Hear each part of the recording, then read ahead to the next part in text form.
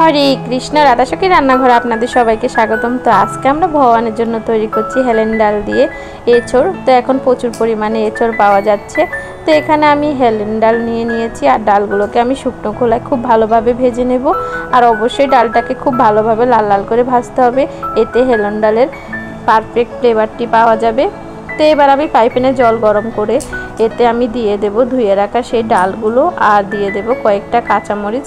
আর যেহেতু এখানে মরিচটা আমি এখানে দেব, তো কাঁচামরিচটা আপনারা পরিমাণ মতো দিবেন, যেরকম ঝাল খেতে পছন্দ করেন। আমি কিন্তু এখানে কোনো গুঁড়ামরিচ ব্যবহার করব না। তো এবার পরিমাণ মতো লবণ হলুদ দিয়ে আমি এটি সিদ্ধ হওয়ার জন্য দিয়ে দেব। আর এই পাকে আমি এখানে এঁচোড়টা খুব ভালোভাবে কেটে নেব। তো এখানে আমি অর্ধেকটা পরিমাণে এঁচোড় নিয়েছি।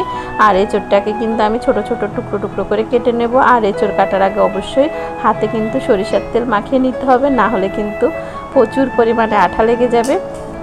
তো যাই হোক, এখন আমি খুব সুন্দর করে এঁচোড়টা কেটে নিচ্ছি। আর এঁচোড়টা কেটে কিন্তু অবশ্যই জলে ভিজিয়ে রাখতে হবে, এতে যে একটা আঠালো ভাব কিংবা কষ যাই বলুন, ওইটা কিন্তু চলে যাবে। তো এই যে মাঝখানের শক্ত অংশটা কেটে ফেলে দেব। আর এবার আমি ছোট ছোট করে টুকরো টুকরো করে কেটে নেব।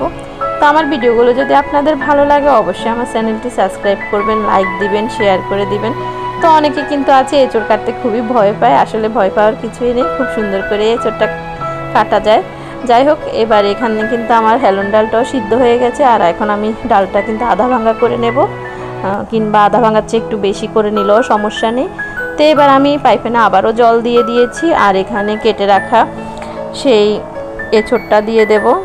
তো এবার আমি এতে দিয়ে দেব সামান্য একটু লবণ আর হলুদ। আর লবণ আর হলুদ দিয়ে আমি এঁচোড়টা একটু ভাপিয়ে নেব, একটু আধা সিদ্ধ করে নেব, যাতে এঁচোড়টা রান্না করতে অনেক সুবিধা হয়, আর এঁচোড়ের যে কষটা আছে ওইটাও চলে যায়।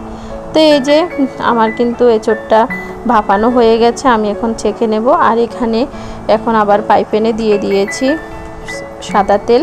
আর সাদা তেলে এখন আমি এঁচোড়টাকে লবণ হলুদ দিয়ে খুব ভালোভাবে লাল লাল করে ভেজে নেব। আর এঁচোড়টা যত লাল লাল করে ভাজবো, এই আইটেমটা কিন্তু ততই সুস্বাদু হবে। তো ভাজাটা কিন্তু খুব ভালোভাবেই করতে হবে। আর এখানে যেহেতু আমি ডালের মধ্যে লবণ হলুদ দিয়েছি, এই কারণে হলুদ আর লবণের পরিমাণটা সেই বুঝে দিতে হবে, যাতে বেশি পরিমাণের না হয়।